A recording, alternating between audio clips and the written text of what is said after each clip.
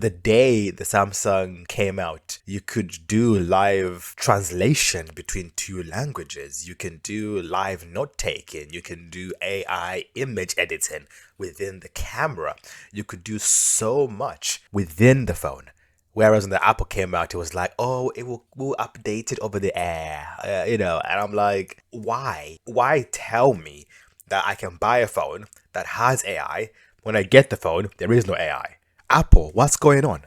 Solid Mind here. Today we are looking at the Samsung Galaxy S25 Ultra. CES has just finished. We didn't hear much about the S25 Ultra because it's just around the corner. So let's find out some of the latest rumors and leaks that have come out. We are 5 days away from the official Galaxy S25 Unpacked event. Things are getting spicy. Finally, Samsung's biggest mystery is now solved. We now finally know how slim the Galaxy S25 Slim is. Not just that, we have our first real look at Samsung's one-of-a-kind slim flagship phone. Samsung really has done it, as Galaxy S25 Slim is just 6.4mm thin. I don't care. I literally could not care more, or less as you call it. Like, we don't need slimmer phones. We've reached a point now where every phone that comes out is already slim.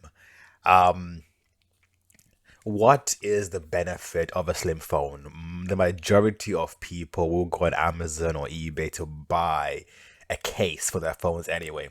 So whatever slimness you have will be negated by getting a case.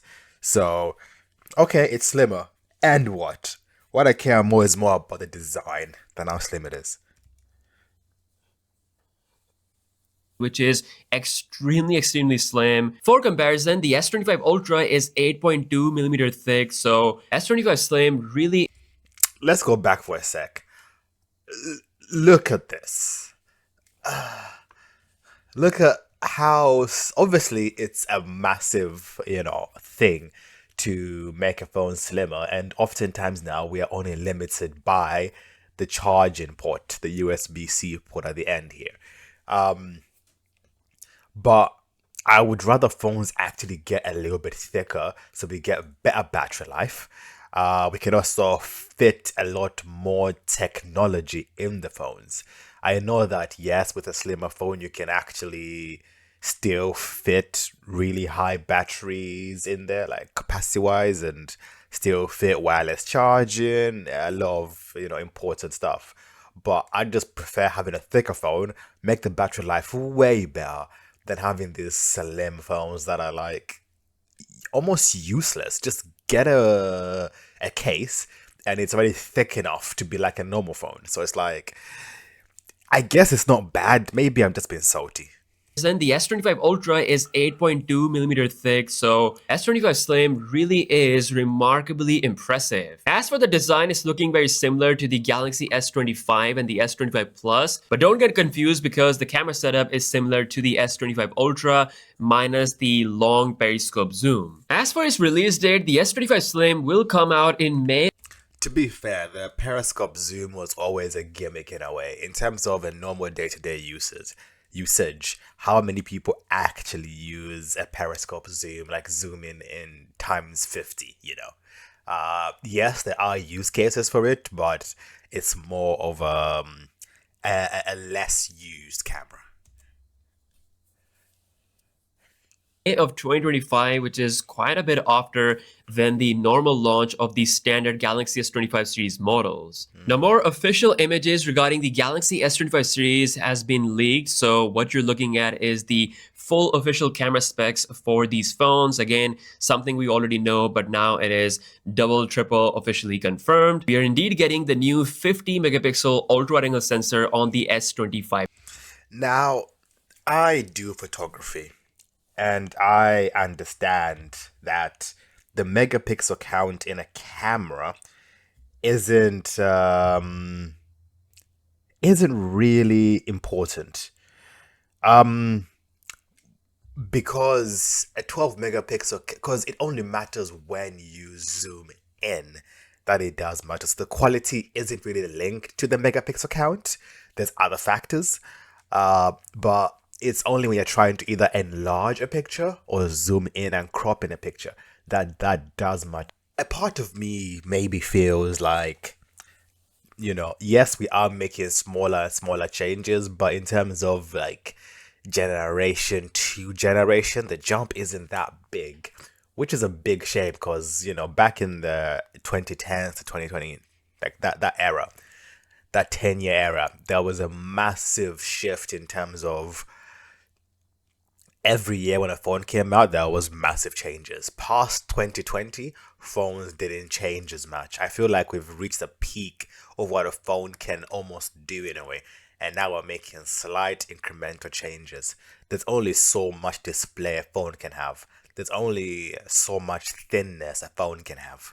Ultra. Along with this, Samsung will be marketing those One UI 7.0 features, particularly the Now Bar feature. Is easily one of my favorite feature on the One UI 7.0, and it's gonna get completely unleashed on the Galaxy S25 series. Speaking of software, more Galaxy AI features are here for the S25 series. So I am lucky enough to have spent time with Samsung themselves. In a different capacity. I can't specify what capacity that was, but I got hands-on regarding the S24 Ultra before it was released, before the embargo came out. And part of that was, being able to ask questions about the device and actually see it before even you guys knew about it.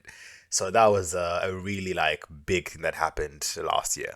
But regarding this S25 Ultra, I guess we have to first, rumors will come out, but when it does come out, then we'll actually see in terms of, okay, what type of phone is it?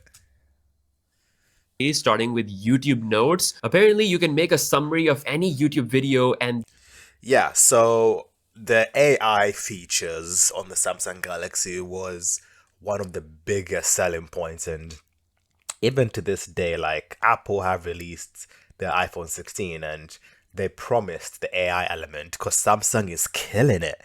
The day the Samsung came out, you could do live, translation between two languages. You can do live note taking. You can do AI image editing within the camera. You could do so much within the phone.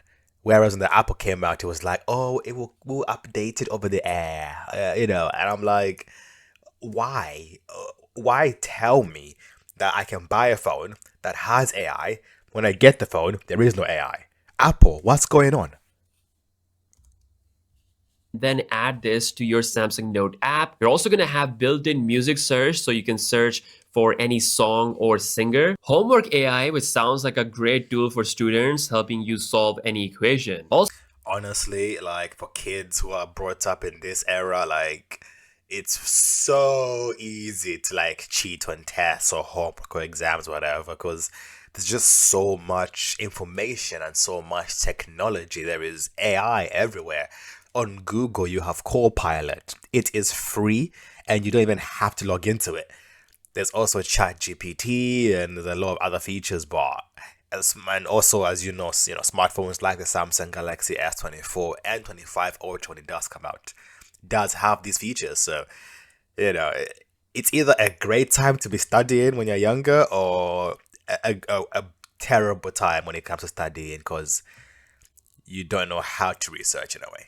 Also, one of my favorite Galaxy AI features, which is sketch to image. This is about to get an even bigger update thanks to the generative AI edition. Yes, according to Samsung's new teaser image, you can basically do a drawing, then use voice or text to generate your image. Also, Samsung dropped another Galaxy AI teaser, basically showing how Bixby is about to get a pretty massive update. Nobody cares about Bixby. Hey, I'm off to the next meeting, but Okay, yeah, forget Bixby.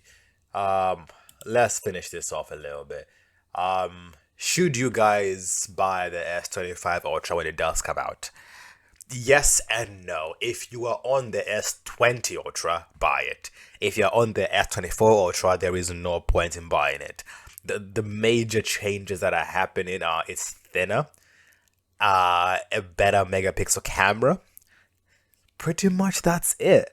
Yes, it might be a little bit faster, but If it's just like a small little change, there is no need to buy the S25 Ultra when it does come out.